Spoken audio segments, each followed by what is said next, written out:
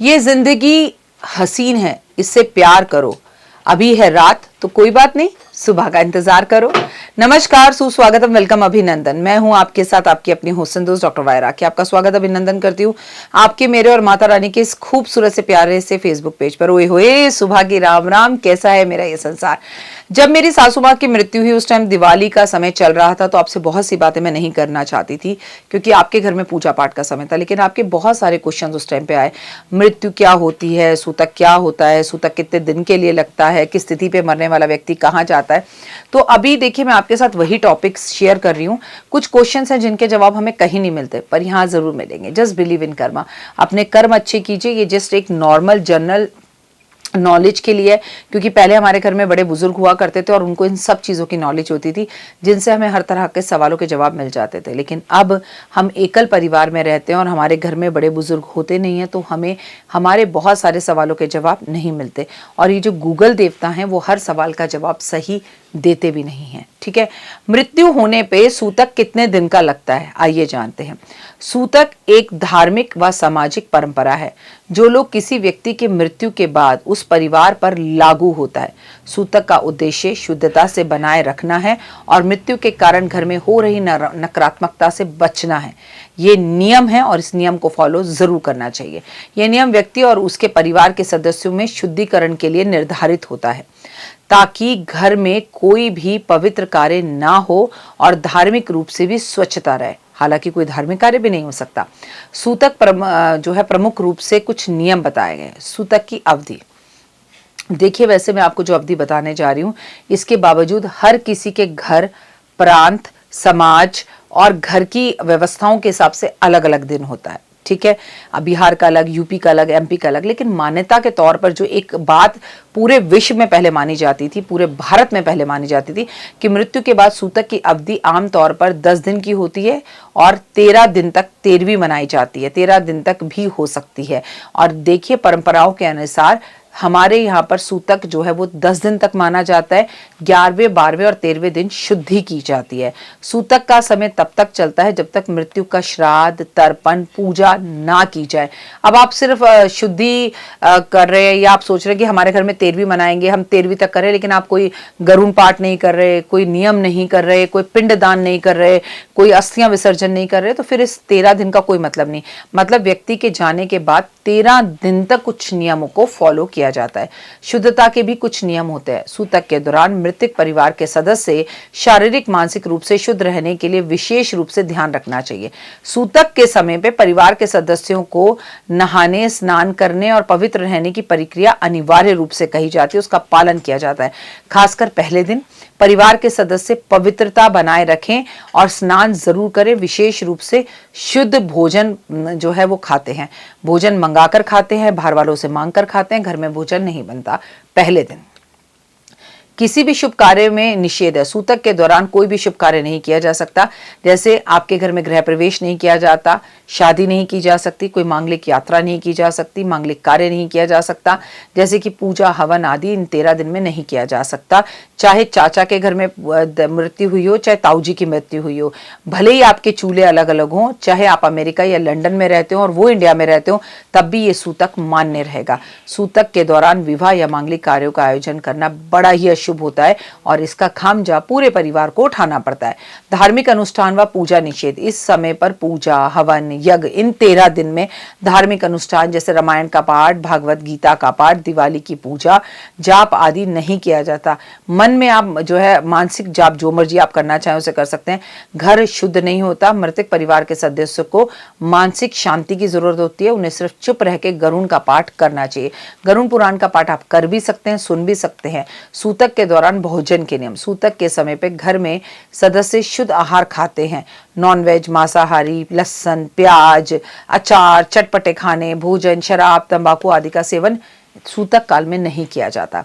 घर में ताजे फल, दूध, शाकाहारी भोजन और कम खाना और उबला हुआ खाना खाने का नियम है। खाने में छौंक भी नहीं लगाया जाता। देखिए, मुझे मालूम है आप ये सब बातें अब नहीं मानते, लेकिन मैं आपको बता दूं, साउथ में और बंगाल में आज भी इन बातों को, इवन बिहार में भी पूरी तरह से माना जाता है। स्वच्छता से बनाया जाता है खाना। घर में खाना बनाने के लिए जो है उन्हें हम छूते नहीं हैं। कौन आते हैं? महाराज आते हैं। घर में विशेष स्वच्छता बनाई रखी जाती है। घर के प्रत्येक सदस्य को साफ सुथरे कपड़े पहनकर रहना चाहिए और नए कपड़े नहीं पहनने चाहिए। मृतक के परिवार के सदस्यों को विशेष रूप से शुद्धि का स्नान करना चाहिए और नदी किनारों पर नहा सके तो अच्छा है और घर को भी साफ रखना चाहिए। शोक मनाना, मृतक परिवार के लोग शोक मनाते हैं, शांति के लिए अपने भीतर अशांति को दूर करने की कोशिश करते हैं। इस दौरान मृतक के साथ बिताए गए कुछ समय को याद करते हैं। लोग, उनके दोस्त, उनके यार, उनके अपने, उनके रिश्तेदार, उनकी बहनें, उनके परिवार के लोग आपसे मिलने आते हैं। शोक के समय में परिवार के सदस्यों को अधिकतर मौन रहना होता है और आए हुए व्यक्ति का स्वागत करना होता है और वो जो व्यक्ति जा चुका है उसके बारे में जो भी बताते हैं उसे पूरी भाव और श्रद्धा के साथ सुनना होता है। मृतक शरीर का संबंध कर्म, मृतक शरीर का अंतिम संस्कार होने के बाद शव को जलाया जाता है, कभी कभी दफनाया भी जाता है, परंतु हिंदू धर्म में अधिकतर शव को दाह संस्कार ही किया जाता है। जो मृतक व्यक्ति है उसका श्राद्ध, तर्पण इस दौरान परिवार के सदस्यों द्वारा किया जाता है। उपवास रखा जाता है, धार्मिक अनुष्ठान किए जाते हैं, आत्मा की शांति के लिए प्रार्थना की जाती है। किसे सूतक लागू नहीं होता। गर्भवती महिला, छोटे बच्चे को, बीमार को, साधु संत को सूतक जो है वो लागू नहीं होता। इसके अलावा जो लोग मृत्यु के समय पर मृतक के नजदीकी रिश्तेदार होते हैं उनके ऊपर भी सूतक का नियम लागू होता है, लेकिन ब्लड रिलेशंस हो और एक ही परिवार के हों, एक ही गोत्र के हों तो लागू होता है। आध्यात्मिक अनुशासन, सूतक के दौरान परिवार के सदस्यों को अधिकतर मौन रहना चाहिए। ध्यान रखना चाहिए कि अपना ध्यान एक और केंद्रित करके उनकी आत्मा की शांति के लिए प्रार्थना करें। यह समय आत्मचिंतन, शुद्धि के लिए है और मृतक व्यक्ति से उसके द्वारा किए गए गलत कार्यों के लिए माफी मांगने का है। और घर में किसी भी तरह से सकारात्मक ऊर्जा हो, आप ऐसे किसी भी व्यक्ति के घर जा रहे हैं जिसके घर मृत्यु हुई है, उसे हिम्मत और ताकत दीजिए, उसे अच्छी अच्छी बातें कीजिए। सूतक के समय पे कुछ परंपराएं हैं जो भी किसी परिवार में मृत्यु के बाद पवित्रता बनाए रखना उनका एक उद्देश्य खासकर होना चाहिए। उनका पालन परिवार के सदस्यों का शारीरिक मानसिक रूप से शुद्ध होना चाहिए। रोज नहाना चाहिए, सूरज की रोशनी में थोड़ी देर जरूर बैठना चाहिए। मानसिक शांति के लिए मानसिक जाप करना चाहिए, तब आप जिंदगी में आगे बढ़ सकते हैं। उम्मीद है आपको मेरे वीडियोस पसंद आ रहे होंगे और कौन से ऐसे टॉपिक है जिन पर मैं वीडियो बनाऊं मुझे जरूर बताइए। फिलहाल मुझे दीजिए इजाजत।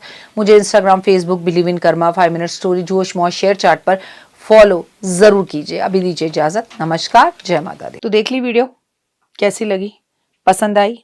चलिए, हो सकता है किसी को पसंद ना भी आई हो, लेकिन अगर हृदय से आप इन उपायों को करेंगे तो आपका फायदा जरूर होगा। बहुत मेहनत करते हैं हम ये वीडियो बनाने के लिए और मैं ही नहीं, सब। तो अगर अभी तक आपने मेरे चैनल को लाइक, सब्सक्राइब, शेयर नहीं किया, जरूर कर लें।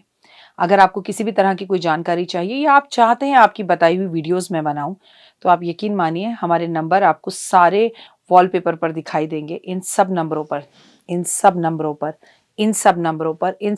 पर आप हमें तुरंत कॉल करें और कॉल कर आप हमें मैसेज करें, व्हाट्सअप करें कि क्या वो विषय है जिस पर मैं आगे वीडियो बनाऊं। आप जो विषय मुझे देंगे उस पर मैं वीडियो बनाऊंगी। और हाँ, रुकिए, जाइए मत।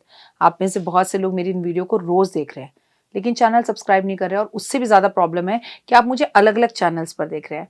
मेरा असली चैनल यही है, सिर्फ यही डॉक्टर वाई राखी एस्ट्रोलॉजर चैनल पर ही मुझे देखिए और कहीं नहीं। ये मेरी आपसे रिक्वेस्ट है।